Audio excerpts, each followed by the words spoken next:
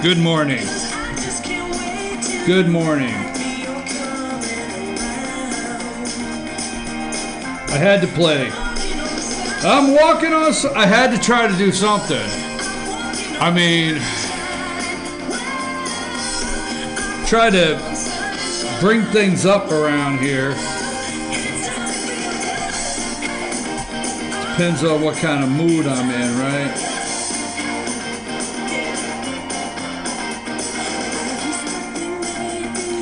If Stormy wins her lawsuit, do you think we will pay with $1 bills? That's the text message I got. Are we going to pay her in ones if she wins? You can probably request that. I mean, that's the text message. I'm looking down at my text messages. Stormy wins. Do we pay her with dollar bills? Oh my gosh. I can't help it. Look down, 8 o'clock. Stormy weather alert. Really? You know, the president can't get an attorney. President Trump's having a hard time finding an attorney. I mean, come on, somebody represent the guy. He's okay. He's okay. I mean, this happened years ago. Trump's having trouble finding an attorney. They say he won't pay his bill. I don't know. I will say this. An attorney will not represent you if you don't listen. Attorneys do not want a client that will not listen, and that is not in the president's wheelhouse. Listening, I guess, all right? I'm your host, BKP. Good morning from the office. We're North Georgia's only live online morning show. Tell them how they can get in touch with us here. You can get in touch with the show, 706-889-9700, 706-889-9700. You can send a text message during our live show. If you would ever like to be on the show, send us a text message. Tell us you'd like to be on the show. Our producer will contact you, see what we can do. You want to get in the conversation? Also, you can email me at chief@fetchernews.com. That's chief@fetchernews.com. Follow us on Twitter at Fetcher News and at FYN TV. Also, subscribe to our YouTube channel, FYN TV Fetcher News. Our guest at 8:30 will be the 9th Congressional District Congressman Doug Collins. He will be here at 9:30. Be our guest. He'll be calling in at 9:30 this morning, so you don't want to miss that. We're going to have a 15-minute interview there. What else do we have going on? I think we will have, April 9th, I think we got maybe a big announcement coming that way. Don't you, Amanda? Maybe soon? I think so. You think so? Mm-hmm. A big announcement for the show, folks. We're working on something. And when you're tuning in, just be prepared on that day where you see something else or we do something else that we're working on. Amanda, try to keep an eye on things today, okay? Because I have a certain flow that I would like for the show to move in, all right? So I guess with all that being said, could you make an effort to pay attention or something, okay? You got it.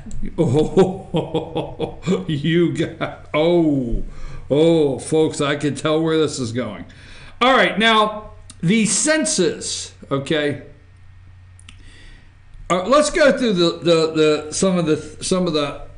We're not going to focus on. We try not to focus on the sensationalized stories of the morning. Seriously, MSNBC had another storm warning at 6 a.m. for an hour. Stormy was top of the list there for an hour, and we'll talk about that a little bit later. But let's not start today without saying today is Zell Miller, former governor, senator, and lieutenant governor of the state of Georgia. Today is Zell Miller's funeral in Atlanta, and I understand that George W. Bush, Jimmy Carter, and Bill Clinton will be at the funeral today in Atlanta for Zell Miller.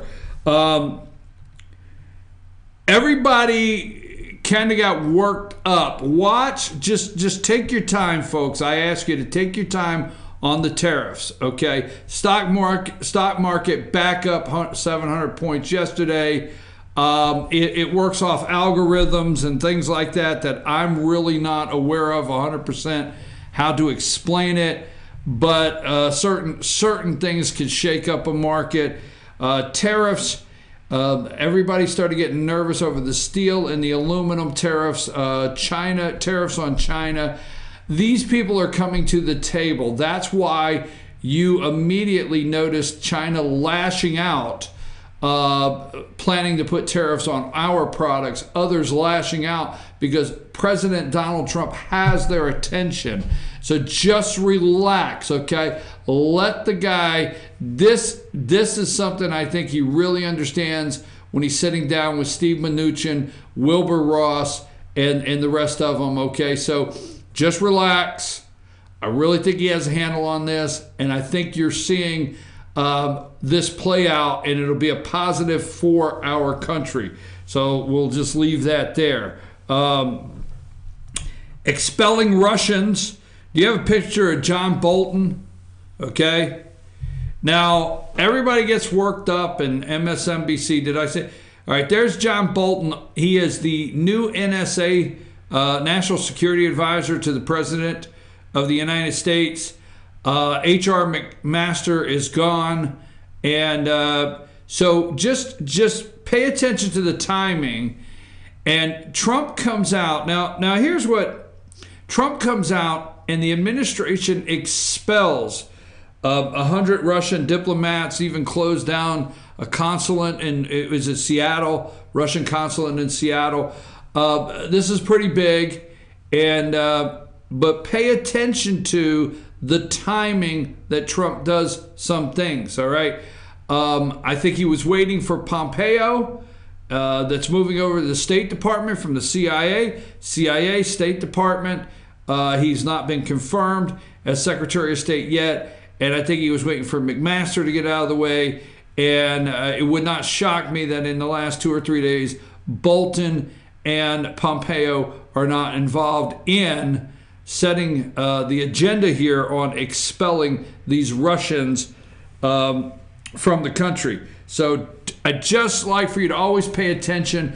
They say there's two things. Now, I will say this.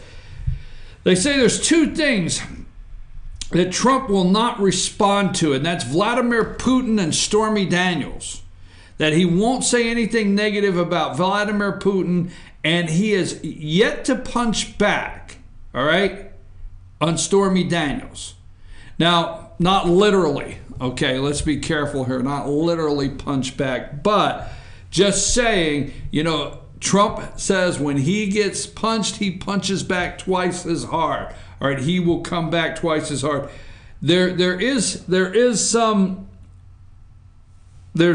news cycles out there that are in MSNBC and the others talking about why Trump has not come back on Stormy Daniels. So here is the thing that they're going to do, and I want to clear this up immediately. The news is trying to push this $130,000 payment. I'm going to stay serious for a minute, okay?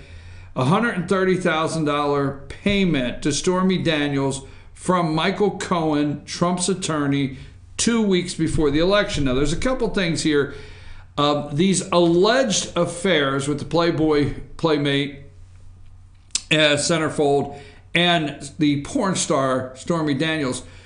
The alleged affair with Stormy Daniels is years ago. I mean, absolutely years ago, what, 2006 or something like that. We're not justifying it or making it okay. It's years ago. But what the media is pushing, all right, is it broke campaign finance law. That's what the media is trying to push. That 2 weeks before an election, all right, that if campaign finance law, that if this would have come out, it could have altered the election. So it did manipulate the election is what they're claiming, all right? When Michael Cohen, Trump's then attorney, paid Stormy Daniels $130,000 to shut up. Now that has to show up. You have to, when you do your campaign finance, and this is what you're hearing on the news, and I want to explain it to you, okay? It's called in kind, all right? They're saying that he has to report it as an in kind, that he gave it to the president, all right? Because it did involve a campaign, because it would have altered the campaign. Now, that being said, in kind means, let's say I own a sign company, you know, ABC Sign Company, and I don't really have any money, but I like you as a candidate, and I say, okay, I'm going to give you these signs, and the value is $500, okay? So here are the signs. We're not going to exchange any money. You as the candidate have to report what's called the in-kind contribution, and you have to put a value on it, and you have to you have to report that on your campaign finance. So what you keep hearing, okay, what you keep hearing, and let me say this to get this wrapped up. What you keep hearing is, oh, the $130,000 paid. This is very legal. This is where the president's in deep. He's got a major legal problem here. No. All right. If Michael Cohen paid that $130,000 out of his own pocket, all right, to Stormy Daniels to be quiet 2 weeks before an election, if somebody fills out, which they've probably already done it, a campaign finance, okay, complaint. And the reason I say that, I've not done it on the federal level, but I've done it on the state level, and they parallel, okay? So if you look at campaign finance and you feel it's not accurate, you file a complaint. Somebody out there files a complaint. Then the campaign finance, the ethics commission or whatever, it gets to them, all right? I did that. The first thing that happens is the person the complaint's filed on gets a letter. Says, hey, there's a complaint on your campaign finance that you may not have filled it out. You can resubmit it, okay, and amend it by this date, and there'll be no penalty, all right? So let's say that did happen. Then Trump could, resubmit the campaign finance. Cohen could say, yeah, all right, I'm giving him 130 grand, and it's over. It's over. The first thing they will do, because I watched it happen myself. All right, now there's an admission of guilt in that, but it's nothing that is going to be a removal from office. Nothing. So then the candidate could say no, and they could go down and they could pay a penalty. They could say, no, I'm not going to amend it, and they could pay a penalty. Trust me, the $130,000 campaign finance issue that the media is trying to make this mountain out of, that Trump may have to resign because of $130,000, is not true. It's not going to happen. I just want to clear that up, okay? It's not going to happen. It's not as big as CNN and MSNBC are making it. So I want to talk about this, and I'll probably talk more about it, but the 2020 census will ask respondents if they are U.S. citizens for the first time since 1950, all right? This is, you can take Stormy down there. People don't need to see. Put the 2020 census graphic up. And this is something that I want to dig into after we get with the congressman, because of the fact this is something that I have brought up. Now, I've brought this subject up over a year ago. I have been screaming somewhat in the wilderness, I feel, by myself in some ways when I discuss hold on, I have the picture here somewhere. Put up the NDRC, okay? All right. Now, this is the NDRC, the National Democrat Redistricting Commission, all right? Which is run, the NDRC is run by Barack Obama and Eric Holder. Do you have that NDRC picture? No, not the map. That's no, not the map. The NDRC, is it up?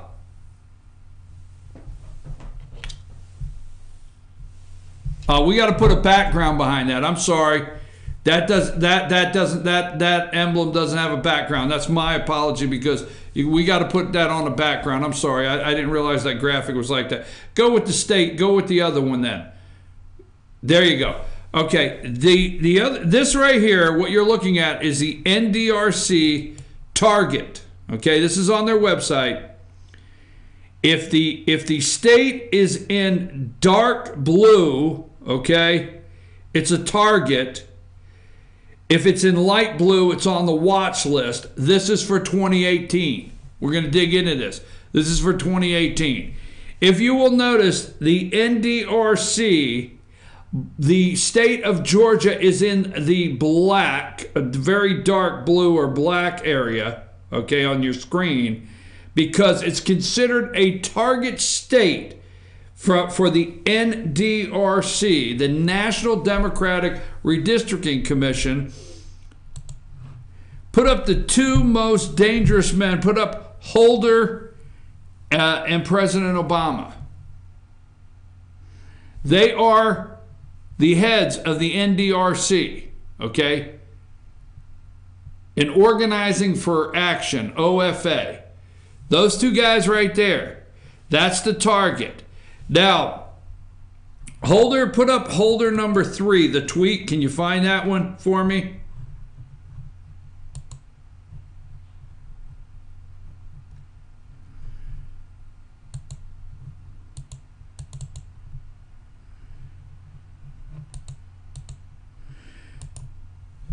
Constitution, this is Eric Holder. Constitution does not require citizenship question. This is purely political. Trump administration is trying to rig the 2020 census to protect gerrymandering by intimidating people. Don't be fooled. Some states will unfairly lose funds and representation. We will sue, okay? And then he tags, okay, then he tags the NDRC, this is Eric Holder, all right, at Democrat Redistricting, this is their Twitter page, following the Trump administration's decision to include citizenship question on the 2020 census. Eric Holder announced, "We will litigate to stop administration from moving forward with this irresponsible decision." All right. Now, it all goes together with the Democrats. It all goes together with the Democrats' campaign theme. Okay. It all goes together with the register to vote rallies. If you didn't figure out now 2020 census, because we're going to thank you, Amanda, I appreciate that. That's the NDRC. Thank you, Amanda. National Democrat Redistricting Committee, and this is getting front page today. I have been giving this front page for how long? A year? You are in a battle.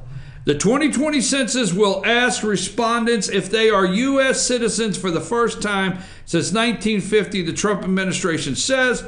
Already, California is suing. Holder, they are litigating. They're jumping all over this. And we will discuss this more as the day goes on.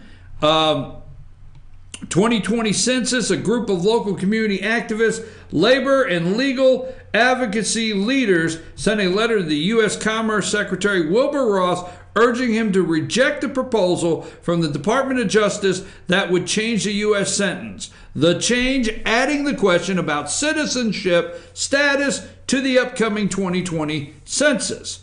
Okay? Now, this will cost representation, is what you heard in Eric Holder's tweet. Okay, I want to do a couple things, because before I get Congressman Doug Collins on, I'm going to play the video of the President of the United States and what his comments were about signing this spending bill 2 days ago. Before the congressman comes on, I want to play that for you. Now, that being said, let me get back to this for just a second. The NDRC 2018 election targets. I showed you the map. Put that up one more time. Georgia is on there. All right? Now, see if you've ever heard this from this show before. This is the 2018 targets, and Georgia is in the dark area. Georgia is a growing state that can gain congressional seats following the census. This puts together everything I have told you for God knows how long. The NDRC knows that Georgia has been importing blue votes as fast as Governor Deal can get them here. Where? From Hollywood? Georgia is a growing state that could gain a congressional seat following the census. We could get another one. Republicans in Georgia have a history of gerrymandering, including mid-cycle redistricting in 2015 to lock in their majorities. Our election targets include the open governor's seat and the state senate.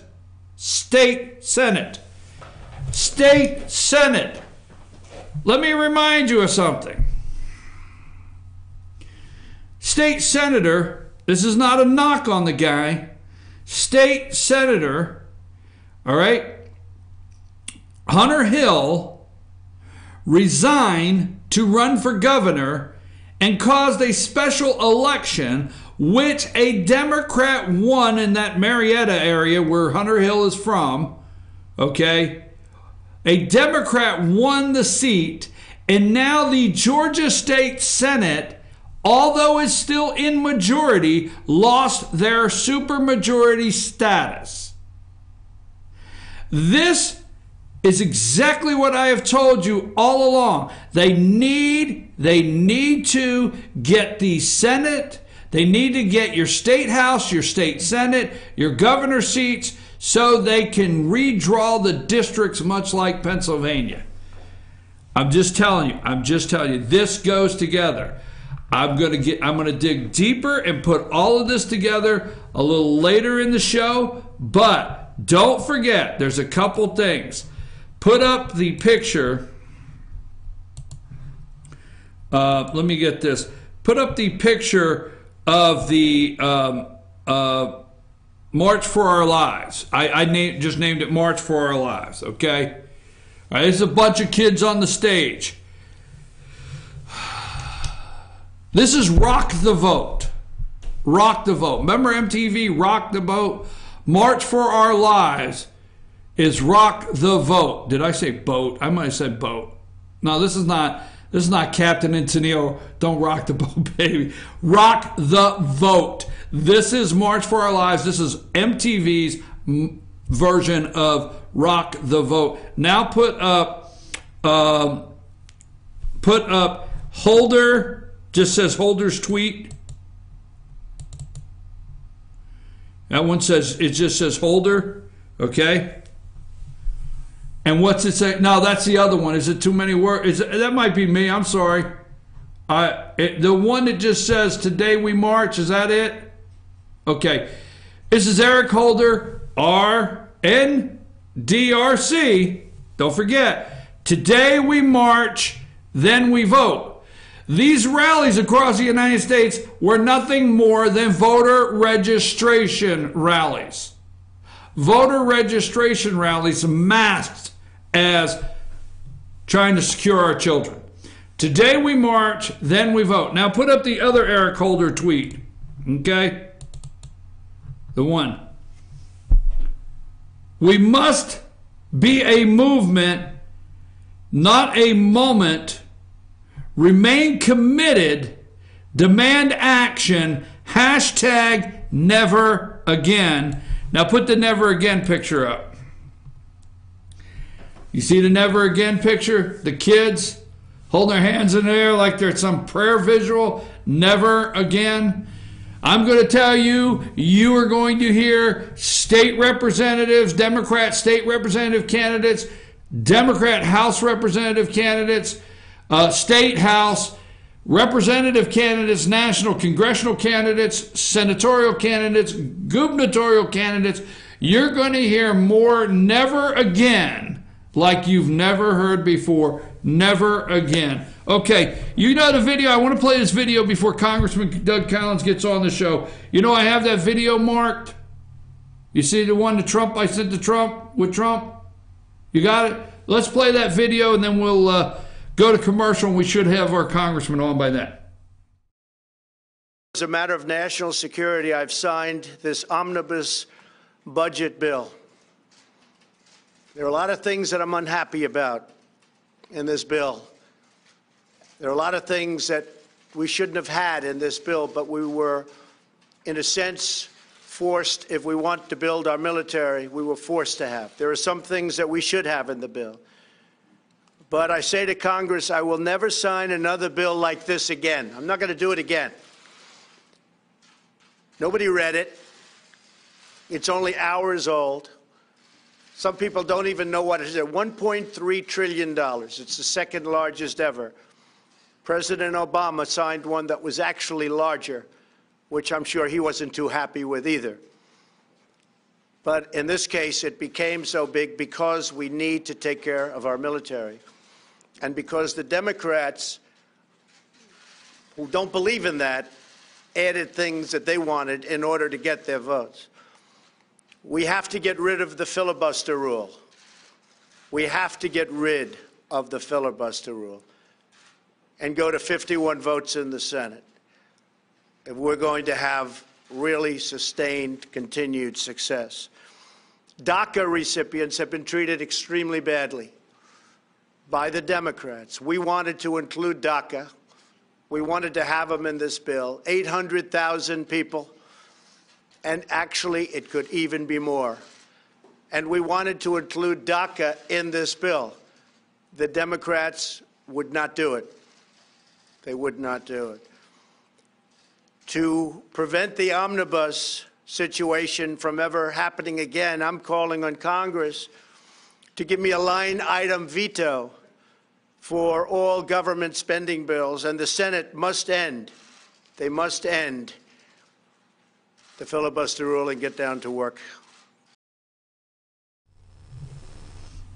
Okay, folks. We're going to take a brief break. When we return, we'll have Congressman Doug Collins with us, 9th Congressional District Congressman from Georgia with us, and we'll ask him about the president's comments there and the spending bill as soon as we return. Take us to break, Amanda.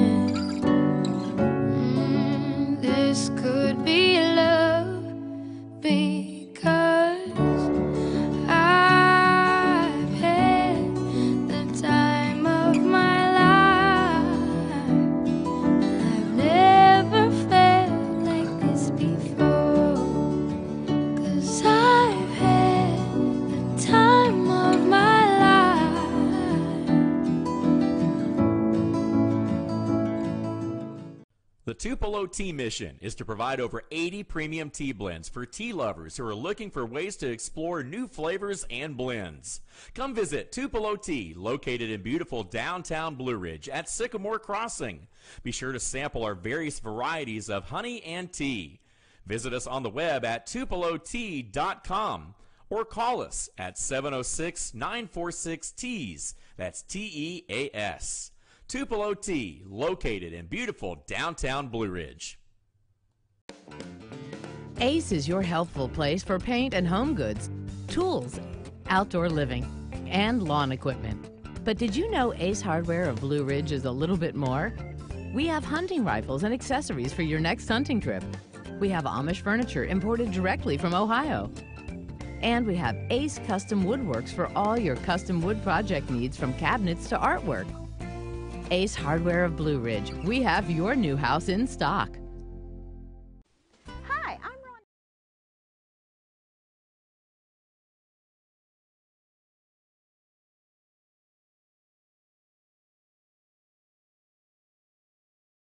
One. And we're back. I'm your host, BKP, and we have with us live now on the air Congressman, Georgia 9th Congressional District, Congressman Doug Collins, and he is traveling around the district today talking to his constituents. Are you with us, Congressman Collins? I'm here, Brian. Good morning. Good morning. I have no other way to approach this other than to ask you directly, how can a spending bill, can you explain a spending bill that Nancy Pelosi and Chuck Schumer supported, $1.3 trillion omnibus, how can you explain that? Why did you vote yes for that? Very candid. Why did you do that, Congressman? Well, because of what the bill actually got, and that was what we had committed to, and that was what the president committed to, and that is our funding for our military. And that's one of the biggest issues that we have in here. But also, when you look at it from the perspective of where we're at and what's happened over the last year, the thing that most people don't realize is we lost over 60 service members last year in training accidents or training-related incidents that happened overseas, whether it be a ship crash or in helicopter or airplane crashes. We only lost 13 in combat. When you look at the effects of sequester, you look at the things that General Mattis said he needed to have. That's why we put the budget where we had to. Now, then you get to the problem of how do you pass that budget? Until the Senate actually does away with the filibuster on appropriations bills, then you will not be able to pass, from our perspective, any bill that the House passed out, which is a reminder, last year we passed all 12 appropriations bills. Under the old system, we passed everything out. The Senate never took up any of them. All right, well, let me ask you a question there. Let me ask you a question there, because that's where I want to go with. So could you not, we agree with you. I'm looking at it, $695 billion in national defense. Could you not just put a national defense appropriation bill out and let the American people see the Democrats in the Senate turn it down? I mean, you could, yes. I think the problem is, though, is you run the risk of not getting 60, which they've been willing to do. We saw that over the last little bit. The CR, or if you just do a continuing resolution, the issue that you come involved with there is that none of the contracts that are longer-term contracts, whether it be for ammunition, ships, or planes, can be fulfilled, or even in some cases started. They can finish what they've already started, but they can't continue on some that they already have. That is the problem that we have right now under the current system, and that's why, look, I would love to put the Democrats under a microscope anytime we can. But one of the things that we've had to frankly, we've had to deal with on this is the fact that they have been willing this year to show, and they've shown it on several occasions, including the Schumer shutdown, where they were willing to put illegal aliens over American citizens. So in an election year in which they want to win and they want to impeach the president, they're willing to do anything to do that. I'm not willing to play games with the military and our lives of our young men and women across the country. Just have Chuck Schumer and Nancy Pelosi play a game. Well, I understand, but I'm thinking, why not let the American people, because it backfired on the Democrats before. It really did. Yep. And it did stick that the Schumer shut down, and Democrats realized they made a mistake putting illegals over citizens. So do you not think you could have got the same results if you'd have just come out with a military spending bill to fund our military, which I think we all agree with, and let them say we're going to shut the government down over it? I mean, I know that's redundant of the question, but I think you could have. I think the bigger issue in looking at it from a long term set, you also had the belief that also the president felt like he could actually. There were other things in this, moving it forward in the package that we did until the Democrats just sat down at the end and said no on DACA and some other things that the president was trying to get done. Look, tactics and strategy. Could you look at it from a different perspective? Yeah, I'm not going to say you couldn't have, but I'm also saying from the indication that we were getting when there was some discussion about breaking it up, was that we were not going to go forward, and we were coming up to the time frame in which they had drug it out, into which we were going to either do another CR for the whole issue, or put them on record where they vote against it, or just to block it on cloture vote, and then we're back into a CR. We're going into another 6 months. We're already 6 months into this spending year, and General Mattis had made it very clear that any more delays is just continuing to put us back and forth. Well, and the president's team knew this all along. The president's team negotiated this the entire time. Okay, well, his team may have negotiated this, and I did read a document that says that he did encourage his representation from the White House did encourage support on this, and I've read that, so I can understand you were encouraged from the White House to support this. But then he comes out, and I played the video right before you came on. He comes out and he says, he will never again support anything like this. Don't Trump said, his quote is, "I say to Congress, I will never sign this bill again." He said Obama signed one, and I don't know, he stopped short of saying it, but the omnibus bill President Obama signed, and the omnibus bill that President Trump signed, both came from a Republican Congress. I mean, these are two omnibus bills in a row. Okay, again, I've got, look, if we want to direct fire where it belongs, and you can, and I've heard this before, and people don't want to hear it, but I'm going to tell the truth, because that's all I do to you, is tell you the truth. Until the Senate does away with a cloture vote on appropriations, you will not get a different product. I cannot understand any senator who voted for the budget 4 weeks ago, who then voted against this bill last week. I'm not sure why they would do that, except for procedural, say, well, I didn't see it long enough. That's a valid argument. I get that. But from a numbers perspective, this was done 4 weeks ago in the budget, in which many senators who voted against it this past week, and even House members who voted against it last week, voted for the numbers 4 weeks ago. This has not been a surprise. And I think the interesting issue is to say all the appropriations bills the House passed last year have been out for public consumption for well over a year, almost a year in many cases. The Senate never took them up. The Senate is the one that's bypassing constitutional process here. You can say we have a Republican Congress. We do. We have a Republican House. We have a Republican majority in the Senate, unless Rand Paul wants to do something extra, which he seems to do right regular. And then you got a president. But as long as they deal with this 60 vote, then at that point in time, whether it's Republican or Democrat, in fact, Ari Fleischer, the former spokesman for George Bush, actually said this the other day. This is when the Democrats had to put their omni through because they couldn't get the appropriations bill done. The Republicans got what they wanted out of that because they were in the minority in the Senate and had the ability to block the bill. Well, let me ask you this, because and tell me if I'm hearing this correct. So are you saying, not your words, I listened to you, are you saying that until the Senate changes the 60 vote rule, the filibuster rule, and the 60 vote bringing something to the floor, that the House, for a vote, exactly, they've got to vote 60 just to bring it to the floor for a vote. Exactly, it needs to be for appropriations. They want to keep it for everything else, but appropriations they've got to get to. So appropriations, until that happens, are you saying the House is pretty much stuck in getting any kind of spending bill done?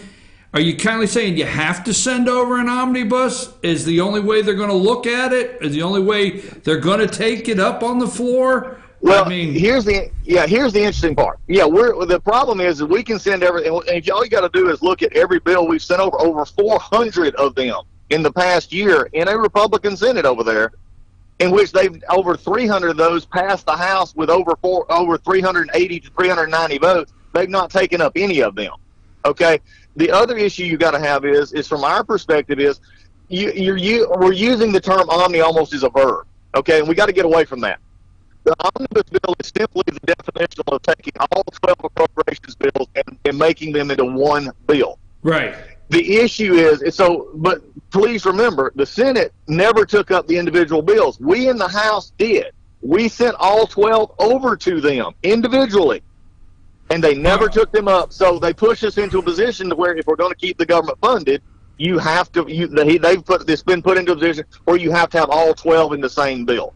Okay, I got some really quick questions because we got 6 minutes. Why did you? When I say you, okay, you voted yes. Or you voted yes for this, so I'm not saying, but when you voted yes, I'm going to say you. Why did you vote yes on a bill that only sent $1.6 billion over to the Senate for border security that my understanding is cannot even be used for concrete? I mean, where is the money for the wall? Why didn't you add? And if you're going to put $1.3 trillion over to the Senate, why not 1.3 trillion plus 25 billion? Why not? Where's the border wall money? Well, as the president said yesterday, we can do a lot with 1.6 billion. But also the other thing is you've also goes back to the conversation we just had. You've got to have 60 votes. They wouldn't accept a DACA deal. Democrats would rather play with the lives of people than actually deal and negotiate. The president put an honest proposal on the table and said, we'll give you DACA extension for wall money. They turned it down, and then you're back in the same boat that we talked about just a few minutes ago. So the president negotiated this. This is the number that we got. And the president understood that because he had made a good faith effort. It's the Democrats playing a game with the immigration right now. Okay, just what is going on in some of the hallways? I do know Speaker Ryan came out immediately and refuted the rumor going around. But is there any discussion that are you hearing anything where Speaker Ryan may not seek re-election and may retire? No. Okay. Well, I mean, there's a lot of reporters who have nothing to write in D.C., and there's some members who say stuff that are off the cuff. And, so I figure I'll ask you direct. I said, well, you know me. I'm reading these things. I said, well, I'll just ask the congressman direct. Here's the other question I have is, what do you think is some of the reasoning that Republicans are in record numbers not running for re-election and seeking to retire in this 2018 cycle? I mean, what are you hearing up there in the hallways for some of these guys and men and women not seeking re-election? Brian, that's a great question, and we could even talk a lot longer on another episode about this. But let me just be straight up. A number of our retirements have to do with chairmen who serve 6 years. We actually term limit our chairman to 6-year terms of being a chairman. The Democrats don't do that. And some of these guys are been in Congress for 10 or 12 years or longer. They've served their 6 years as chairman, and they're getting out. They just want to retire and move on.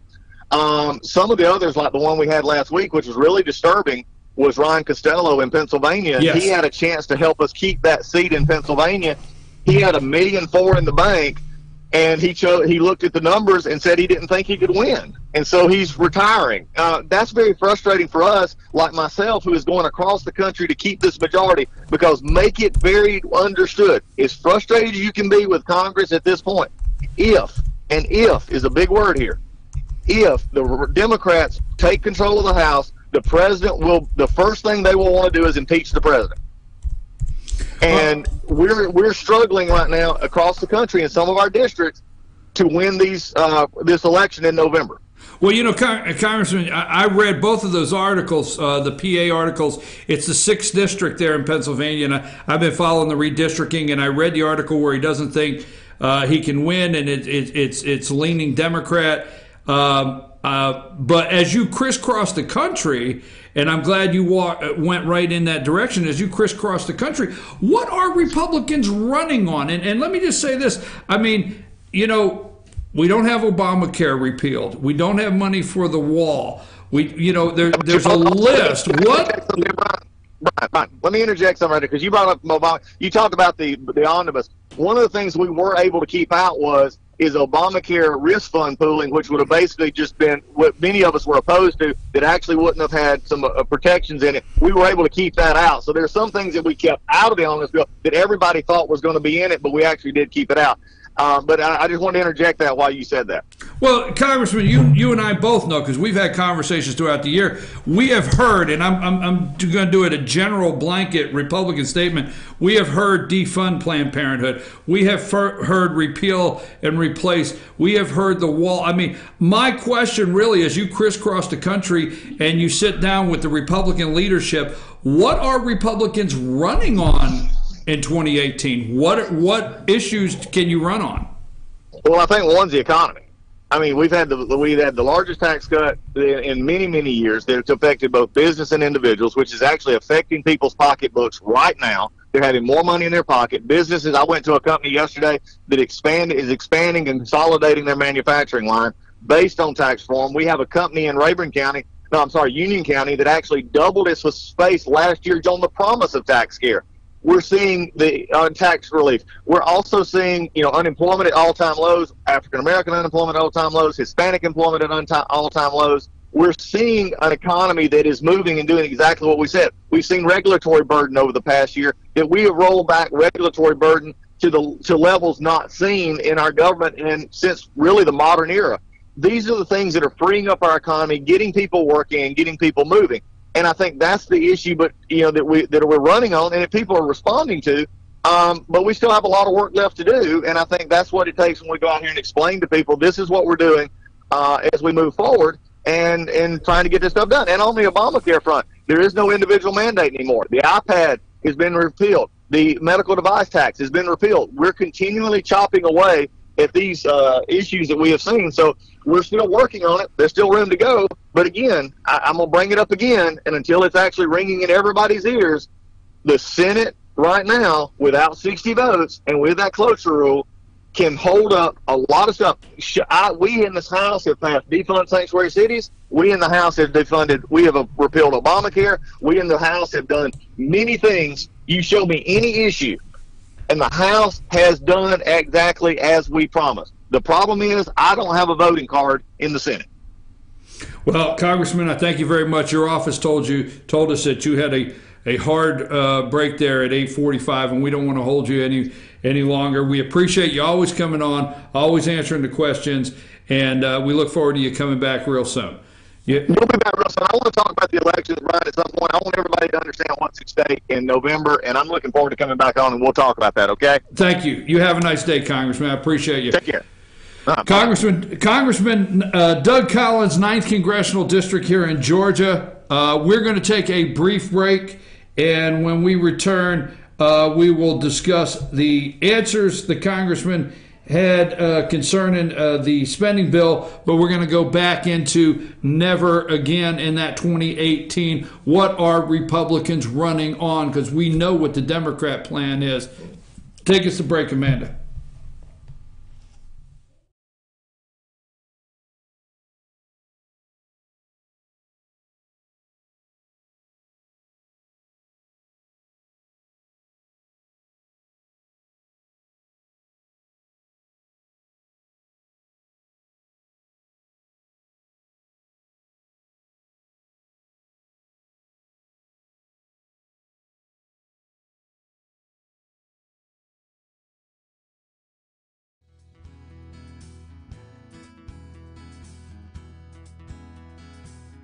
Hello, my name is Chad Watkins. I'm the manager at Larry's Body Shop.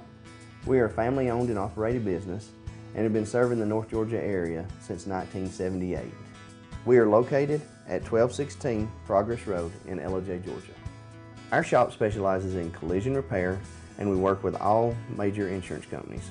Larry's Body Shop is ICAR Gold, the highest role of training recognized by the collision repair industry. It is estimated that only 10% of collision shops meet these standards. Our shop consists of state-of-the-art equipment such as laser measurement system, down-drive spray booth, spot and MIG welding equipment. All of our paints are mixed on site so that we can guarantee your paint to match every time. I know that having an accident can be a stressful event.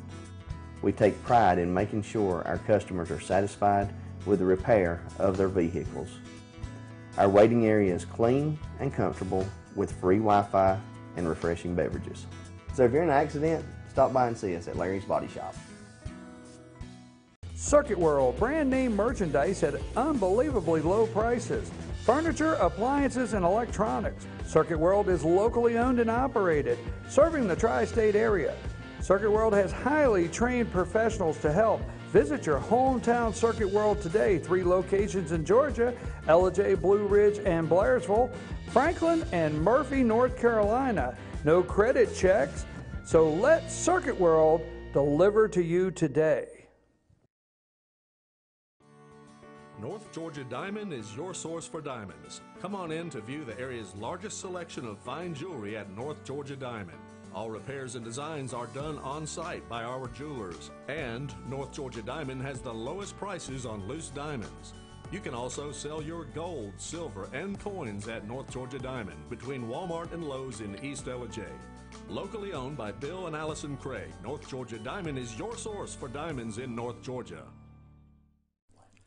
In 1981, Reed Nicholson began selling tires out of an old barn in Mineral Bluff. Little did he know that he had just laid the groundwork for the most trusted names in automotive services in the Blue Ridge area. In 1997, Nicholson Tire Center became what it is today, holding the same values of faith, family, and great customer service. 2 locations to serve you, and the Blue Ridge location is currently expanding to offer fast service and the largest U-Haul provider in Georgia. Nicholson Tire Center, Blue Ridge, and Mineral Bluff. Medium Pizza Hut pizzas just $5.99 each. Did they say Pizza Hut? For $5.99? Yes, and yes. Yes. Introducing the deal you want on the pizza you crave. 2 medium pizzas just $5.99 each. No one out pizzas the hot. I've had the time of my life. I never felt like this before. I swear it's the truth, and I owe it all to you. I'll tell you something. This could be love, because I've had the time of my life.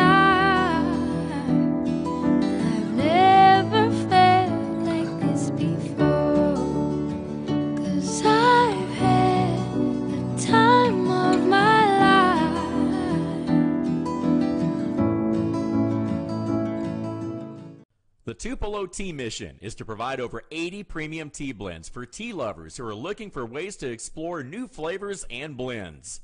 Come visit Tupelo Tea, located in beautiful downtown Blue Ridge at Sycamore Crossing. Be sure to sample our various varieties of honey and tea. Visit us on the web at tupelotea.com or call us at 706-946-TEAS. That's T-E-A-S. Tupelo Tea, located in beautiful downtown Blue Ridge. Ace is your helpful place for paint and home goods, tools, outdoor living, and lawn equipment. But did you know Ace Hardware of Blue Ridge is a little bit more? We have hunting rifles and accessories for your next hunting trip. We have Amish furniture imported directly from Ohio. And we have Ace Custom Woodworks for all your custom wood project needs, from cabinets to artwork. Ace Hardware of Blue Ridge. We have your new house in stock. Hi, I'm Rhonda the Mattress Lady, and this is my husband Gary, owners of Mattress Overstocked in Ellijay next to Walmart. And we want to earn your business. From the time you walk in our door to the time we deliver your new mattress to your door, you will see the difference. Our selection and prices are the best in North Georgia, and customer service is our top priority. So y'all come on in and let us help you find the right mattress at the right price. That's Mattress Overstocked in Ellijay next to Walmart.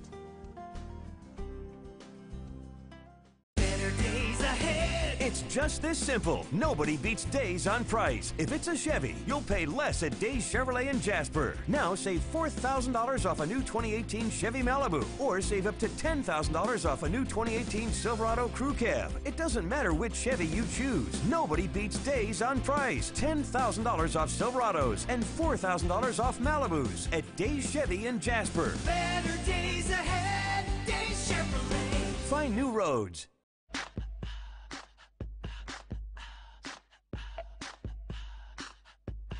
What you gonna do with all that junk?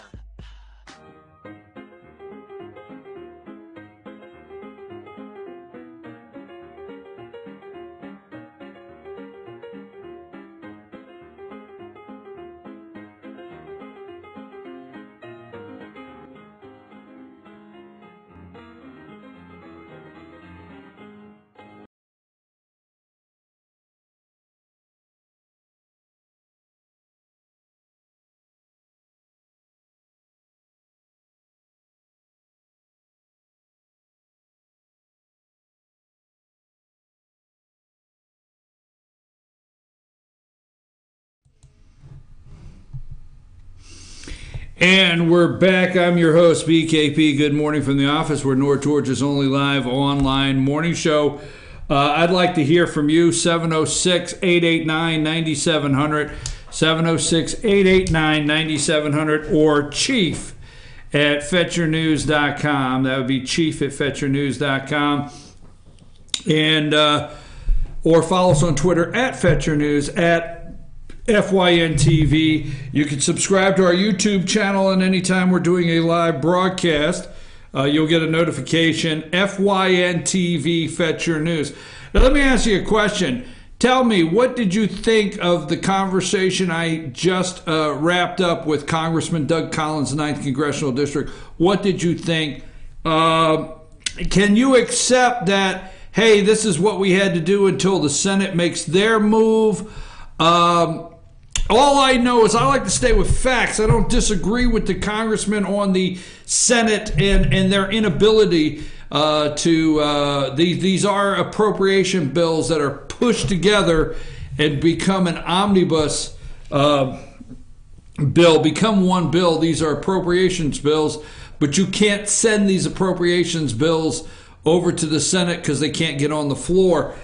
My question is, and where I have the hardest problem, is somebody trying to explain to me, I say this in all due respect, okay, but somebody trying to explain to me that this was the best we could come up with right now, okay?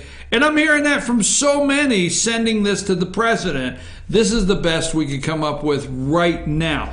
And I hate to put it that way because we want to fund our military. Okay, I agree with that. But just like Chuck Schumer, it did the DACA fix, okay? The DACA fix, Chuck Schumer, it backfired on the Democrats that Schumer and Pelosi put illegals ahead of the citizens of the United States. Now think about this, okay? Listen to the answers you continue to get, okay?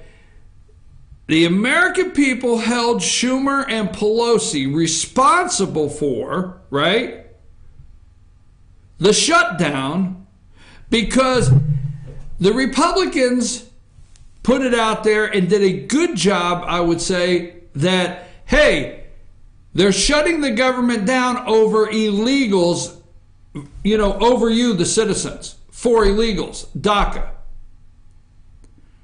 Could they have not gotten the same thing on the military?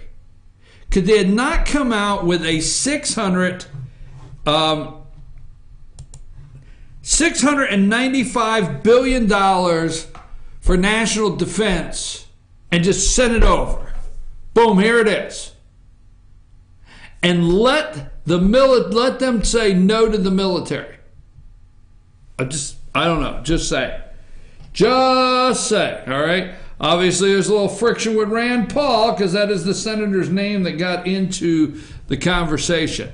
Now, that being said, pick up something else. This all goes together. Every bit of this goes together. This is what I've been telling you for how long? This show here, right? Why the hell am I interested in Pennsylvania? Not just because my sister, my brother, my other sister, my mom, my dad, my cousin. Not because anybody lives there. All right? Because, remember, Pennsylvania is Republican fool's gold, right? That's what you've always been told. And who turned it around? Donald Trump. And Trump supporters. His little volunteer army of volunteers in Pennsylvania that went out there door to door. Trump brought Pennsylvania in. Not Mitt Romney, not John McCain. Trump. That being said, I have talked to you over and over about gerrymandering, the NDRC, who they are, and what's going on in Pennsylvania. I yelled from the highest mountain about the redistricting the day it came out. Okay, the Supreme Court, the Pennsylvania Supreme Court redistrict. I yelled from the high. There is concern in the Republicans. There is concern in the leadership. I could feel the concern. Okay? Congressman Collins is going to crisscross this country helping Republicans get elected. Why? To keep the majority. Why? Because maybe he doesn't want to be in one of the minority positions in some of these committees. Maybe he doesn't want to go in front of the camera on Fox News and say, Minority Committee member Doug Collins. Okay? Maybe he doesn't want to. Ranking Minority Committee member Doug. Maybe they don't want to. Now they have to figure out, what did I tell you yesterday? My opinion is that they are going to run on hope.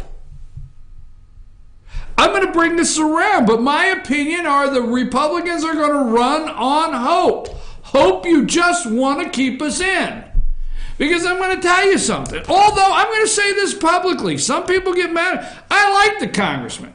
I mean, if I'm sitting down and talking, I like the congressman. But here's what I didn't hear.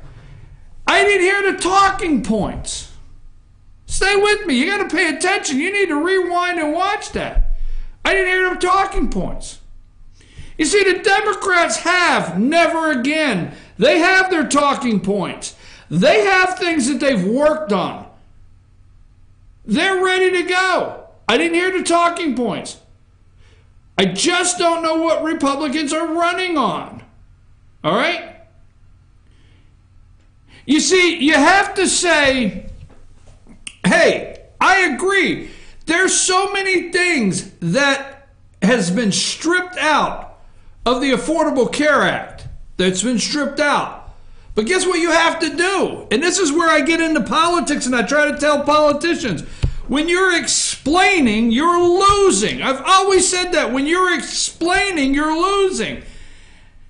If you can't get on the stump speech and say, we repealed Obamacare, and you have to turn it around and say, I know we promised to repeal Obamacare, but we stripped this out, this out. Now you're explaining. The people in the room, the people that are going to cast a vote, they just want to know if you got rid of it or not. That's all they want to know.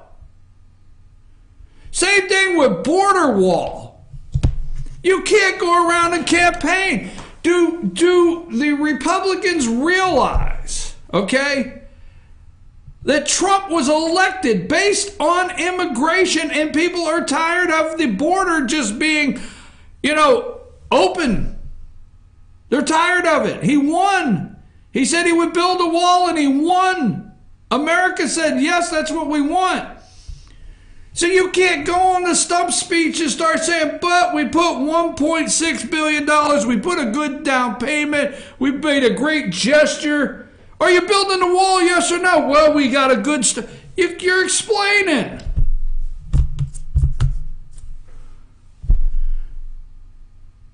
Remember the old days when they were going to defund Planned Parenthood? Well, you told us you'd defund Planned Parenthood. No, but here's what we did. We did this, and we changed this rule, and we changed that rule, and it's now harder to do this, and it's harder to do that. No. I just want to know, did you defund Planned Parenthood? Listen, when you're in politics, if you're explaining, you're losing. I thought I'd let that sink in. And everywhere the Republicans go, they have to explain to the American people why the promises they made have not been kept. You see, the President of the United States sets his party's agenda. Oh, yeah. I'm not saying they got a lockstep 24/7. But he sets the agenda. He goes down to, it's just like the governor does before legislative session. Governor goes in and they have a pre-legislative session meeting. Governor sets the agenda he'd like to see come out. Then representatives put bills in. You know, they try to craft it around the governor's agenda the best they can that the governor would like to see and he would like to sign. Same thing with the President of the United States. President of the United States, hey, he sets the agenda. These people know that the President of the United States, what he told the American people. Their job, Paul Ryan and Mitch McConnell's job, is to send the agenda up to the president that he's requested. All right? I'm not saying they can't go against the president from time to time, but that's the general thing they're supposed to do. Now, you got to keep in mind one thing, all right? The last government shutdown for 6 hours, you know, for 6 whole hours in the middle of the night, okay, they were able to push it into Chuck and Nancy's fault, right? But this time, put the 4 horsemen up. This time, Chuck, Nancy, Mitch McConnell, and Paul Ryan pushed the whole thing, you with me, to the president's desk. The whole thing to the president's desk. And if the president does not sign it, it looks like he shut the government down. Not the 4 horsemen there. He shut the government down. I know you're yelling through the screen. Do I even understand what the 4 horsemen are? I'm just using a reference there. I understand the pale horse, the red horse, the black horse, the white horse, whatever. Okay, I understand that, okay? Better than you probably think. The 4 are there. Nancy Pelosi, Chuck Schumer, Mitch McConnell, and Paul Ryan pushed that spending bill to the president's desk. He signs it, you uproar. The base is upset. He doesn't sign it, the media looks and calls it the Trump government shutdown. Pennsylvania GOP disappointed with Rep retiring after filing deadline. Okay? Let's put up Ryan Castillo picture. Ryan's picture there. Did I send you Ryan's picture? Why I always got to wait a minute? I get a thumbs up or wait a minute? It's like I feel like I'm right at home. Anyhow, the timing of Representative Ryan Castillo, Pennsylvania retirement isn't setting well with Pennsylvania Republican officials who fear they'll be unable to get an electable candidate named on the ballot for the recently redrawn 6th district, okay? I'm going to cover that with the Republicans, the list of retirements that are going on, that, put it into what the election means for Democrats as soon as we return. We're going to take a brief break. I want to get wound back up. It's after 9. We're going to take a short break, okay? I'm your host, BKP.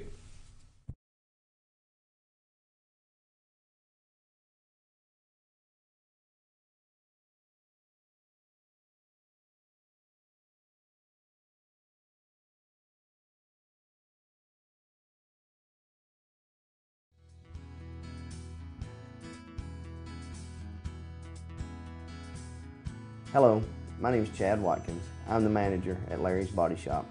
We are a family-owned and operated business and have been serving the North Georgia area since 1978.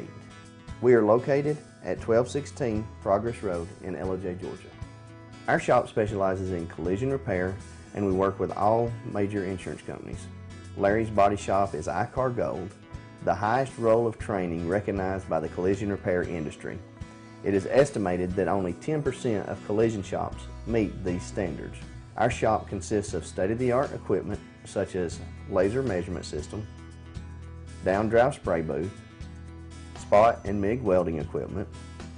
All of our paints are mixed on site so that we can guarantee your paint to match every time. I know that having an accident can be a stressful event. We take pride in making sure our customers are satisfied with the repair of their vehicles. Our waiting area is clean and comfortable with free Wi-Fi and refreshing beverages. So if you're in an accident, stop by and see us at Larry's Body Shop. Circuit World, brand name merchandise at unbelievably low prices. Furniture, appliances, and electronics. Circuit World is locally owned and operated, serving the tri-state area. Circuit World has highly trained professionals to help.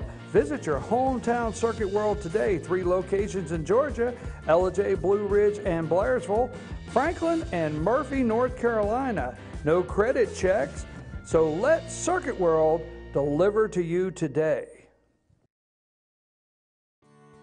North Georgia Diamond is your source for diamonds. Come on in to view the area's largest selection of fine jewelry at North Georgia Diamond. All repairs and designs are done on site by our jewelers. And North Georgia Diamond has the lowest prices on loose diamonds. You can also sell your gold, silver, and coins at North Georgia Diamond between Walmart and Lowe's in East Ellijay. Locally owned by Bill and Allison Craig, North Georgia Diamond is your source for diamonds in North Georgia.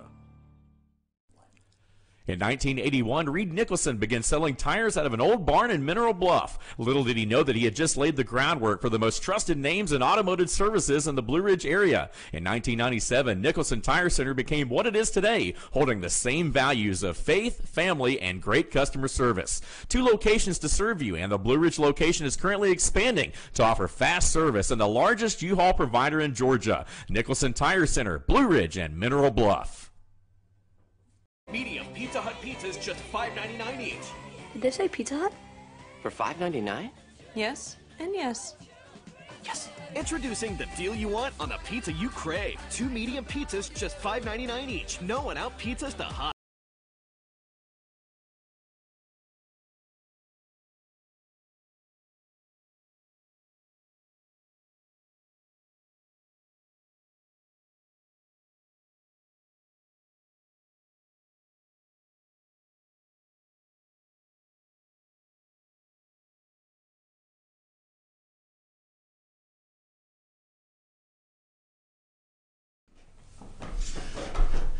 Hey, I'm your host, BKP. Good morning from the office. North Georgia's only live online morning show. How do I go from such serious content, I mean really serious content, to wanting to watch a Bugs Bunny cartoon? How does that happen to me? I mean, I talk congressional districts, I talk representatives, I talk tax incentives, tax relief, $1.3 trillion spending bill, and then the next thing that pops in my head is I think, hey, I want to watch a Bugs Bunny cartoon. Because you're a squirrel man. Squirrel man. That wasn't nice. That was not nice, but I'll take it. I will take it. The 4 henchmen. I was told they're the 4 henchmen. Now, let's go back because I want to wrap this up, but I think we have brought this all the way around to what I've been saying for a year. And there is reason to pay attention to this show. Although there's, okay, the timing. Qualification's over, folks. The qualification is over. After qualifying, there's only a certain amount of time before you can get the name off the ballot. Okay? So PA 6th District, they're like, Republicans are like screwed. I pulled this article up this morning, okay? I pulled this article up this morning. Republican Representative Ryan Castillo isn't running for re-election. That's big for Democrats. And remember, let's not go into, now listen to this is what he says, okay? This is where I have to, I want to watch a Bugs Bunny cartoon so I don't get angry, okay? Republican Representative Ryan Castillo isn't running for re-election. That's big for Democrats. It's in Pennsylvania. Castillo, quote, "We're talking about porn stars and the president rather than about tax policy." All right. Another House Republican is calling it quits in 2018. You just heard Congressman Doug Collins say that's a good question. I mean, they're concerned with this. Representative Ryan Castillo, who represents Philadelphia's surrounding suburbs, a major Democratic target in 2018 midterms, announced over the weekend he will not seek re-election in November. Why? President Donald Trump.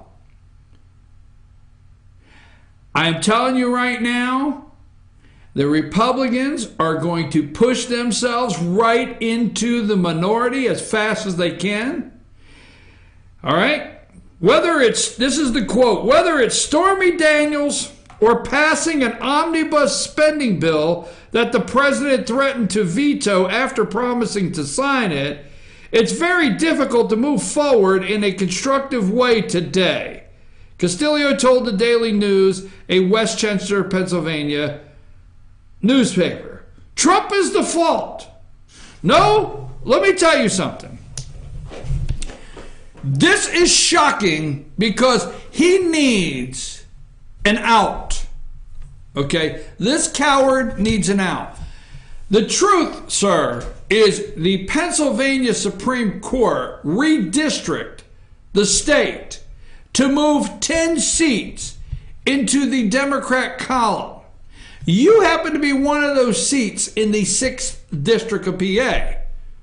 So why don't you tell the truth? It's not because of Stormy Daniels. People don't care. You're not checking the real polls. People don't care. All right? People see the economy. People see what's going on. People don't care. Why don't you tell the real truth? Because you can't go to the district and tell your voters what you stand for. You cannot tell them, you cannot make them a Republican promise today. What is a Republican promise? Unlike Republican leadership, which has been trying to downplay the possibility of a major blue wave in 2018 midterm elections, Castillo has long been more upfront about the political reality under Trump's presidency. Democrats are energized to retake Congress in Pennsylvania, especially where Democrats' chances of flipping seats have only improved after the state's high court overturned a Republican gerrymander. Things are changing. Okay? Here's what Castillo said. Castillo's district moved from toss-up to likely Democrat. That's the bottom line. I think everybody is aware of what the environment is because they deal with individual people outside of their office every week protesting. Castillo told Vox in February after a bout of Republican retirement announcements referring to progressive group, "I know that I do. There has been more intensity." Okay, so this guy is blaming it on Trump. The Republicans cannot go out in their mid-year strategy. Their 2018 midterm strategy cannot be, "I'm not with Trump." You can't do that. Any representative that goes out and their campaign is, "Vote for me, I'm not with Trump,"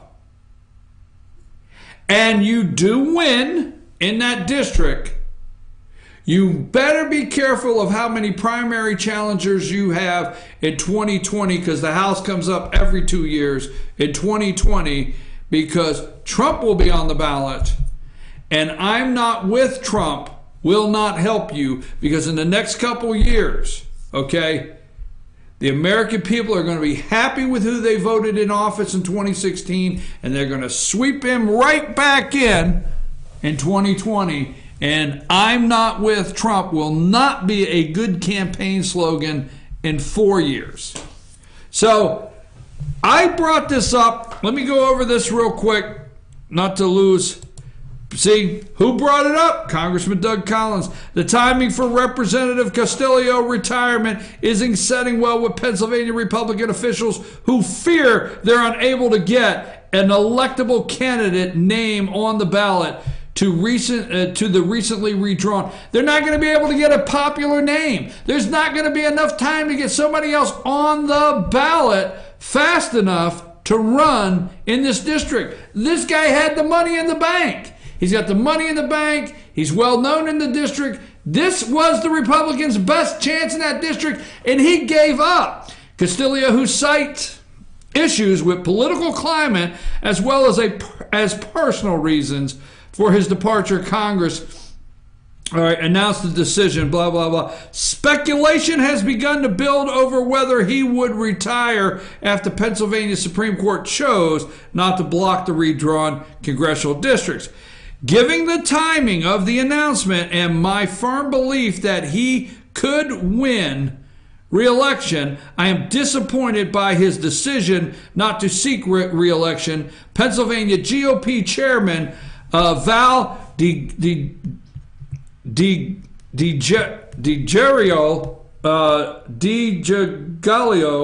whatever, wrote in the party supporter. Anyhow, the timing is not good relative to having a good chance to hold a seat in a competitive year. Castillo has until 5 p.m. Tuesday to decide whether his name will remain on the ballot for the primary, which could allow party officials additional time to select a replacement candidate without holding a special election if he wins.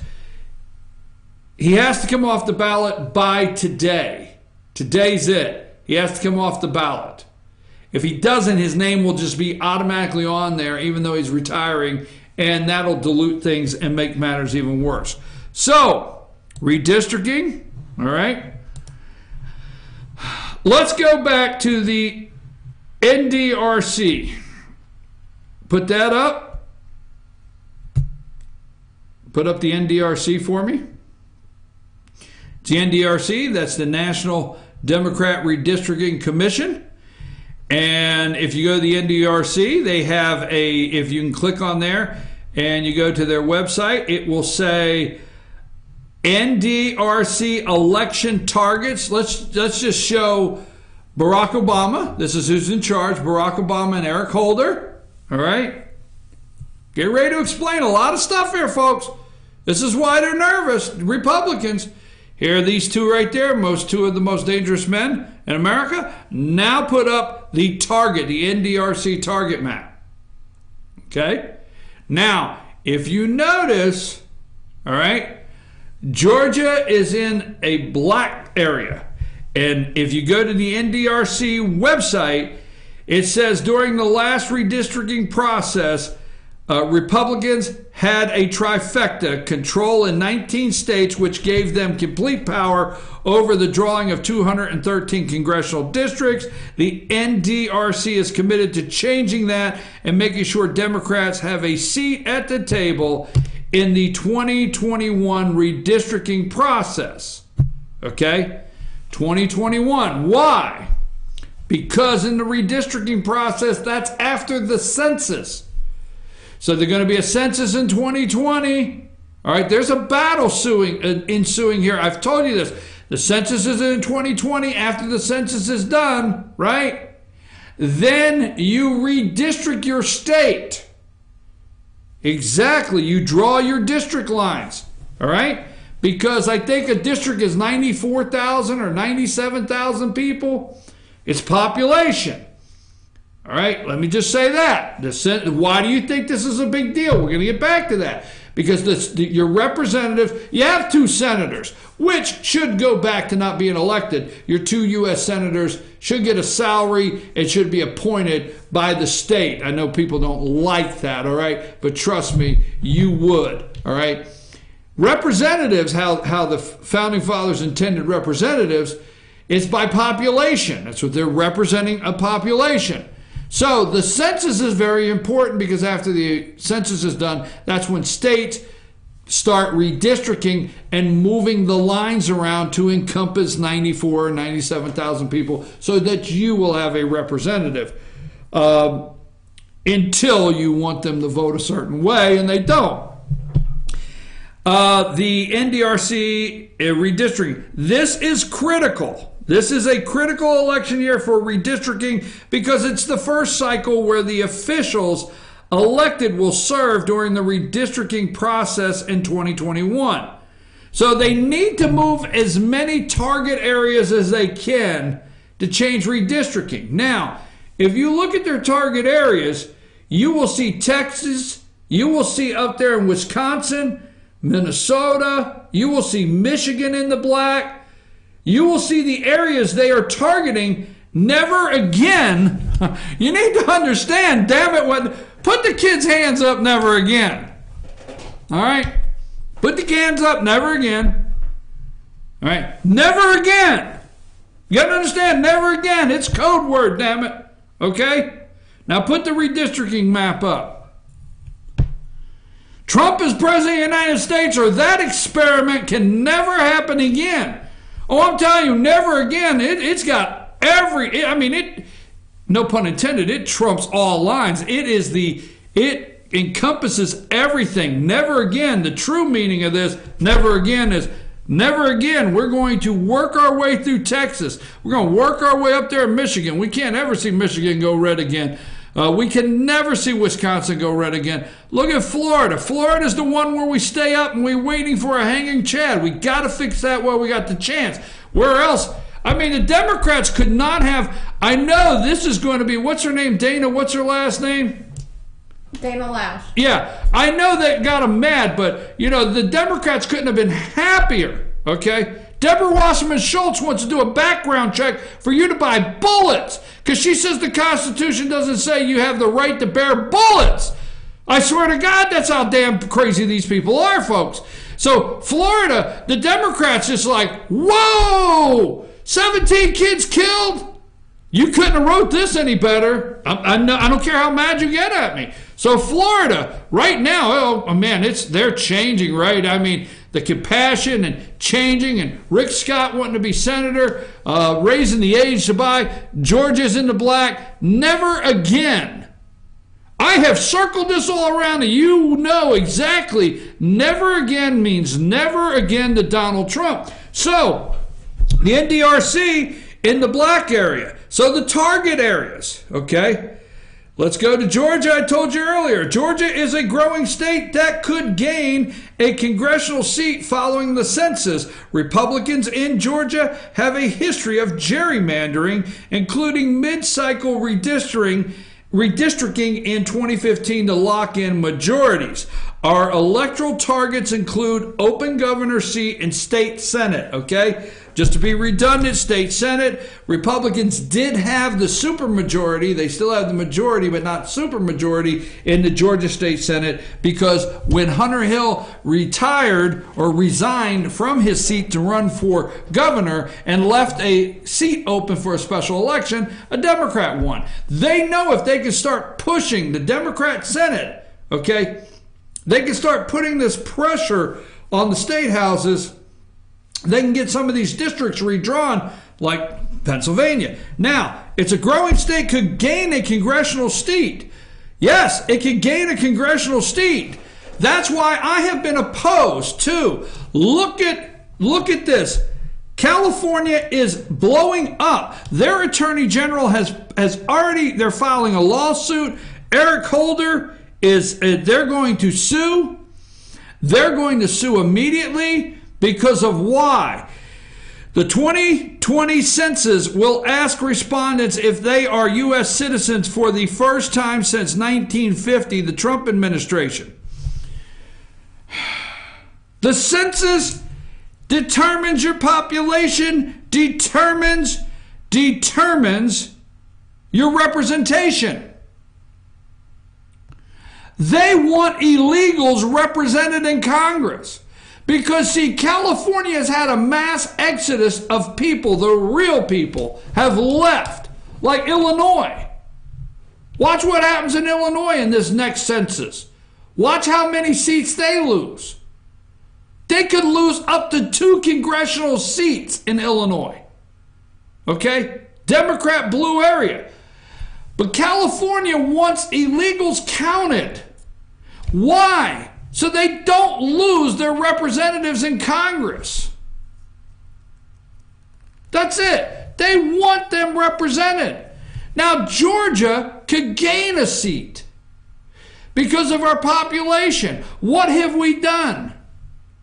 We have imported blue votes. We do not. When I say we, if you're on the other side of the camera, I hope you're with me.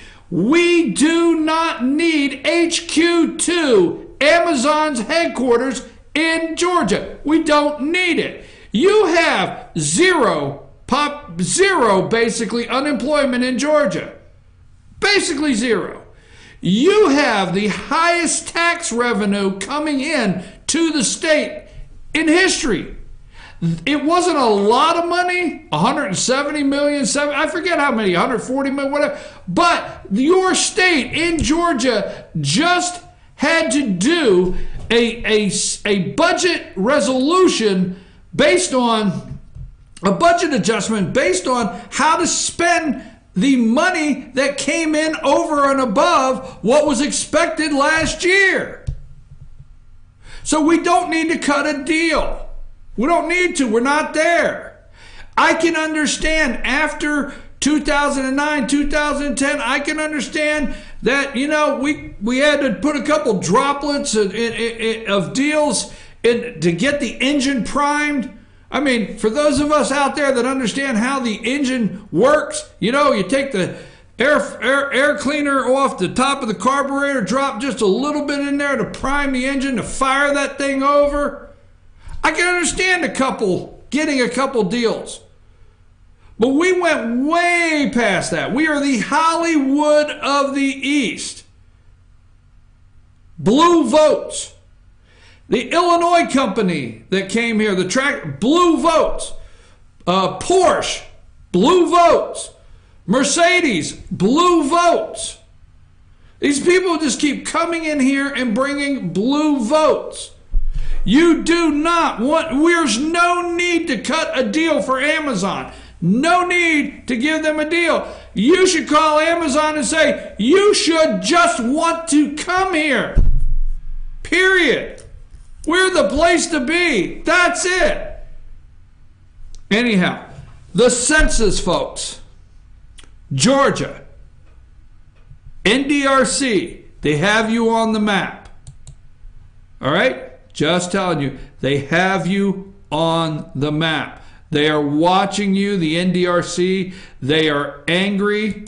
Obama and Holder. We want to know if you're a citizen of the United States. They're suing now out of California because California could lose seats in the House and maybe move one to Georgia that may turn into a blue seat, but still yet they could lose seats in the House. And they want illegals represented in California. I'm going to take a brief break. I'm going to come back, see if Amanda has something. Then we're going to go over a couple more articles I have open for today. Should we bring up Stormy, or did we already bring up Stormy? Okay. March for Our Lives. Folks, don't forget what I told you. Let's just do this one more time, Amanda, so it's in this segment. I hope you haven't cut it off. Put the picture of March for Our Lives. Folks, these kids, all right, you need to be clear that March for Our Lives was and is and will continue to be, all right, a voter registration program. That's what they're doing.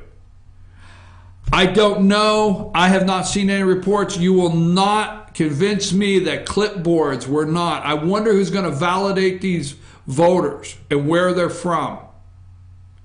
You cannot convince me that booths were not set up, that clipboards were not going through the crowd asking people to register to vote. You'll never convince me of that. Okay? This is a register to vote rally. All right, put up Holder's, the one that just says Holder's tweet. I just want to remind you of this one more time. Today we march. This is Eric Holder.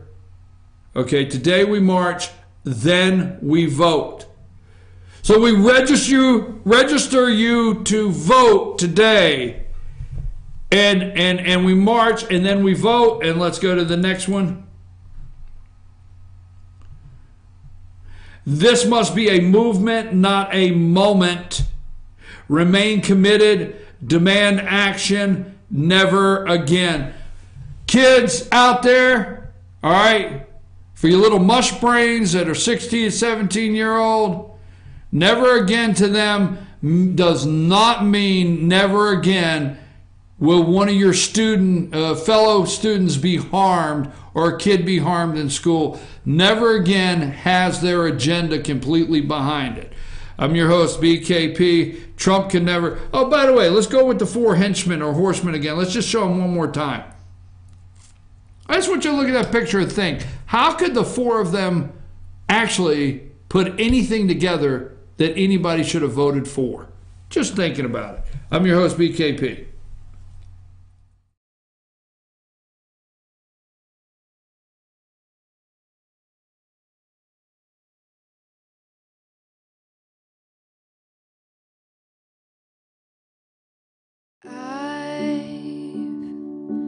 Had the time of my life. I never felt like this before. I swear it's the truth, and I owe it all to you. I'll tell you something.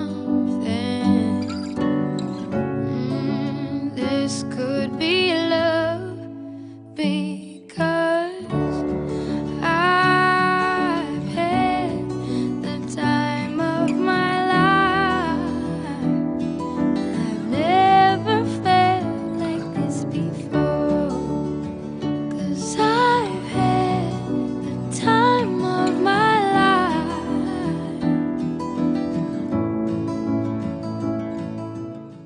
The Tupelo Tea Mission is to provide over 80 premium tea blends for tea lovers who are looking for ways to explore new flavors and blends. Come visit Tupelo Tea, located in beautiful downtown Blue Ridge at Sycamore Crossing. Be sure to sample our various varieties of honey and tea. Visit us on the web at tupelotea.com or call us at 706-946-TEAS. That's TEAS. Tupelo Tea, located in beautiful downtown Blue Ridge. Ace is your healthful place for paint and home goods, tools, outdoor living, and lawn equipment. But did you know Ace Hardware of Blue Ridge is a little bit more? We have hunting rifles and accessories for your next hunting trip. We have Amish furniture imported directly from Ohio. And we have Ace Custom Woodworks for all your custom wood project needs, from cabinets to artwork. Ace Hardware of Blue Ridge. We have your new house in stock.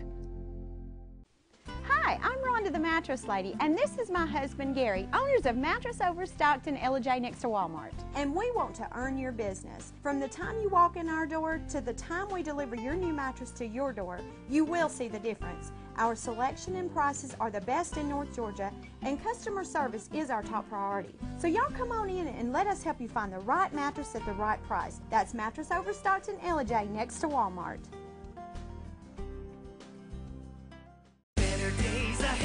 It's just this simple. Nobody beats Days on price. If it's a Chevy, you'll pay less at Days Chevrolet in Jasper. Now save $4,000 off a new 2018 Chevy Malibu, or save up to $10,000 off a new 2018 Silverado Crew Cab. It doesn't matter which Chevy you choose. Nobody beats Days on price. $10,000 off Silverados and $4,000 off Malibus at Days Chevy in Jasper. Better days ahead, Days Chevrolet. Find new roads.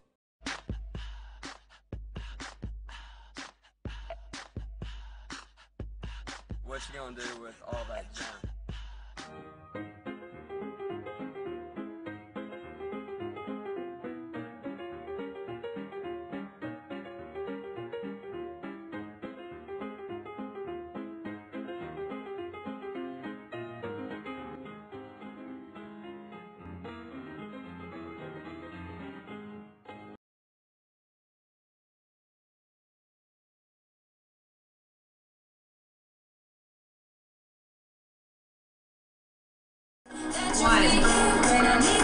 Ready?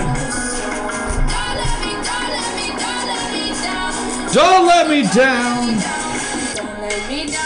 Don't let me down. This is my new jam. Don't let me down. I like this one, Amanda. You gotta tell him who sings the song so we don't get flagged. Okay. All right. You do not own the rights to that music. All right. That's my new jam. Don't let me down. That's my new jam. Hate to rain on your parade there. Do you like that one? No. Wow. Stepped all over. We're talking about raining on a parade. No. Just no. I'm your host, BKP. Good morning from the office, North Georgia's only live online morning show. You know, I find it interesting that the media runs cover and has promoted this March for Our Lives. I don't find it interesting. I mean, if you don't believe, where's my deep state picture? Okay.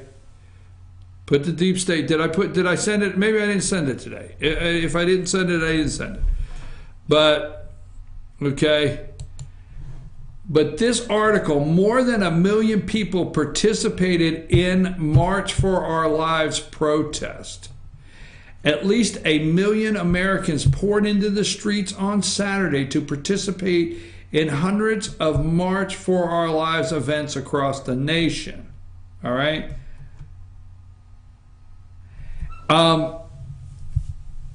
Police and city officials counted more than 200,000 marchers at the largest demonstration on Pennsylvania Avenue in Washington. Another 175,000 took to the streets in Manhattan, according to New York City police. This is hailed as the greatest march, the greatest event, the greatest eye-opening event on something that needs attention in history.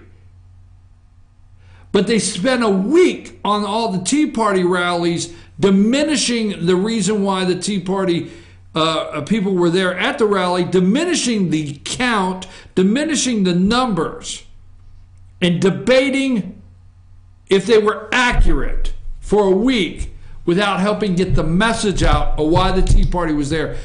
Complicit, deep state, corrupt corporatocracy, media, whatever the hell they are, in this trying to get the message out is disgusting. By the way, Amanda, what would you have today? Do you have anything going on? I'm just upset that nobody's taking their numbers. Nobody's taking their numbers to task. Everything that is reported is so accurate according to everybody. Yeah. Sorry. What say you this morning? What you got going on? Well, it's a little cold up here on the 13th floor. Yes, it is. What did I tell you about that? We don't have a 13th floor. I told you the building FYN headquarters does not have a 13th. When you get in the elevator in the morning, do you not notice there's no 13 button? High atop FYN headquarters, it's now time for Amanda. Let's just go there. All right, what do you got? Well, you guys, we showed you the campus reform video from the college students that thought they had watched the State of the Union, and campus reform had actually been at the March for Our Lives in Washington, and they got together a few students to ask them what assault weapons were, and surprisingly, they did not know what they were, and I've got that video for you. Hang on one sec. Okay, let's look at that a minute. I'm Kevin Phillips with Campus Reform. Today we're in Washington, D.C. at the March for Our Lives protest. We're talking to attendees about what they want to see. And when they talk about banning assault weapons, do they know what assault weapons are? Let's find out. What sort of policy changes would you like to see enacted? I think there needs to be a complete ban on assault weapons. We need laws in place that are going to prevent people from walking into schools with assault rifles.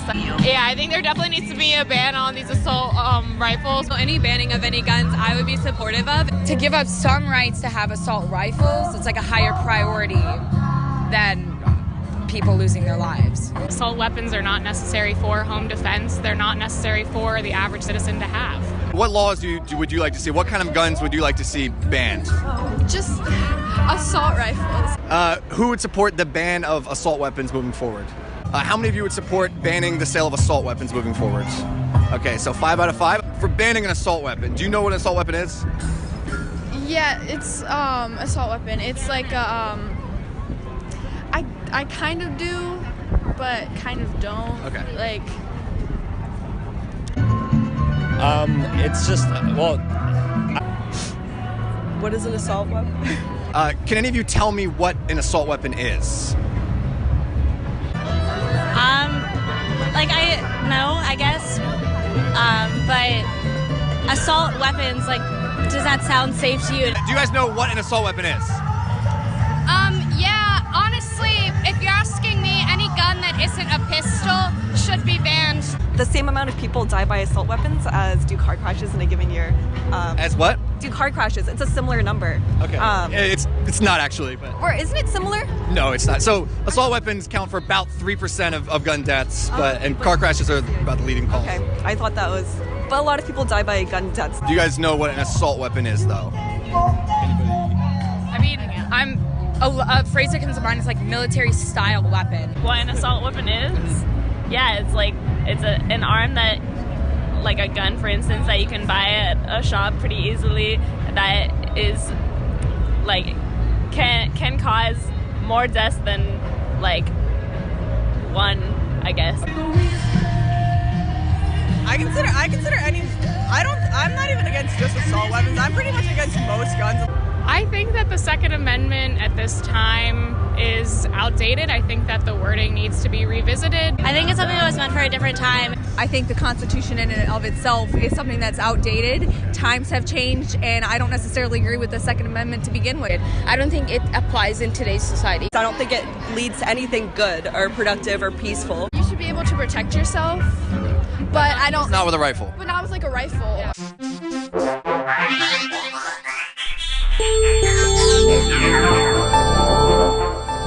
All right. A great video, Amanda, because I'll tell you what, it parallels. I'm glad you brought that out. It's obvious to see, Amanda, that they have all been trained just to say assault rifle. You're not on. Your audio, your mic's not on. They sound like idiots. It's horrible. Yeah, they're trained. How scary is it to you that they want to change the Constitution? When you hear young people say they want to change the Constitution, which is right here on the desk, and they want because it's outdated, how does that make you feel? That's like saying that morals are outdated. Well, I don't recommend this book for everybody, because it is a stressful book to read. I have to tell you it is, but it's a great one. It's called Scalia's Court, The Legacy of Landmark Opinions and Dissents. It has all former Supreme Court Justice Antonin Scalia. Okay, so I want to talk about this right now, because Antonin Scalia, former Supreme Court Justice, right here. You want to read this if you can. It's a college course. You got to read some chapters twice if you're me. I have the Constitution right here that we keep on the desk. It scares the living daylights out of me that those are the college kids that we, mom and dad, That's our future. Yes, that scares the daylights. Now, why have you? Because of their comments. This is out an hour ago. Retired Supreme Court Justice Stevens, retired Supreme Court, says Second Amendment should be repealed. John Paul Stevens, the 97-year-old retired Supreme Court Justice, is calling for a repeal of the Second Amendment and is encouraging anti-gun protesters to do the same. Okay, school children and their supporters who have been demonstrating against school shooting should seek more effective and more lasting reform. John Paul Stevens, former Supreme Court Justice. I don't know why it's important to start getting this around, but did you notice that what he said is actually in these kids' discussion there? Yes. Antonin Scalia said he did not like his Constitution. He liked his Constitution dead. All right? Meaning it was written by the Founding Fathers. It's not a living, breathing document. It's not outdated. It applies. I'm sorry, I didn't mean to take over your segment. It's okay. I mean, that was good. It's just sad that just a herd that these kids have become. You know, it's scary. It's something they have such an opinion about something they don't even know about. So a herd like in blindly marching over the cliff? Mm-hmm. Blindly just marching right into the furnace. Mm-hmm. I can't believe the things that I come on here and I feel I want to say, need to say, and I do say on some things. I mean, my God, I wish they would stop. I'm okay for their First Amendment rights, freedom of speech, but I wish they would stop and do just a couple history classes before they're released out onto the street, these animals. Right. Before would you seriously get in here and just boldly, and even for some of these kids, violently express an opinion about something that you have no idea about? Even at my age, which we will not reveal on the show this morning, but even at my age, I study. I love to study. I never thought I would say that. I really didn't. I never thought I would say I love to study, okay? But I love just to study this stuff, and I get text messages, and I get messages that saying, hey, you're incorrect on that. You better go back. And what do? I don't get up and yell louder that I'm correct. Right. I go back and say, "Oh, okay. Let me study this." Right. So where did they have those videos at? Where was that at? Was that at the march? And who was that again? The guy that was at the March for Our Lives. I'm not sure who that man is, but that's a Campus Reform. It's campusreform.com. Okay. And I'm pretty sure he's a college student. And he makes these videos, these spoofs of. So obviously we have a group that has just been taught assault rifle. Right. Has no idea. I call it more than a group. It's like a generation. Okay, a generation. And these people. I want to make this clear because I've been seeing this a lot on social media. These are not millennials. These are after millennials. Right. We call them the Obama kids. Yeah, the Obama kids. Yeah. I think it's Generation Y or I think it is Generation Y or Z. I can't remember. We'll have to do some research on that. We'll have to. What are they? They're not Generation X, right? No, it's not Generation X. And they're not millennials. You need to understand, this is not the millennials, right? Right. All right, this is Generation something. All right. Thank you, Amanda. I appreciate it. Let me close with a couple of things. We've only got 7 minutes here. I want to close with just a couple quick things. Again, thank you very much for that video. Yes, assault. Amanda, you found that at the perfect timing. I really did. I mean, you came out with that and hit a home run. Because to hear the kids, the herd of sheep marching over the hill, not knowing where they're marching, comes exactly when an hour ago, not even, it was reported by Alex Pappas from Fox News that John Paul Stevens, 97-year-old retired Supreme Court justice, is calling for repeal of the Second Amendment. We have to have our courts. I've yelled about the courts. We have another Supreme Court justice. Oh, let's see. We have a possible another Supreme Court justice retiring, right? And Nancy Pelosi could get the House. Interesting. And the Senate could go. Interesting. You better wake up, America. So that came at a perfect time. I do not want in no way whatsoever to bypass the timing that your video came in. That was perfect. Okay. I want to say for Georgia, I just want to look here real quick. I want to give the vote count. HR 1625. The Senate was 65-32. All right. 25 Republicans voted yes. 39 Democrats voted yes. The nays were 23 Republicans and 8 Democrats and 1 independent. Okay, not voting, 3 Republicans did not vote. 3 Republicans did not vote. Okay, and Georgia, which you do know this, Johnny Isakson, which needs to retire. Johnny, please go today, if not earlier. Johnny Isakson of Georgia voted yes, but our Senator David Perdue voted no. Okay, that was a big one. Now the Georgia delegation in the House of Representatives, 265 members of the House voted yes. 145 were Republicans and 111 Democrats. How can you convince me that Democrats, all right, 111 Democrats voting on something's a good thing, that you sent a good bill up?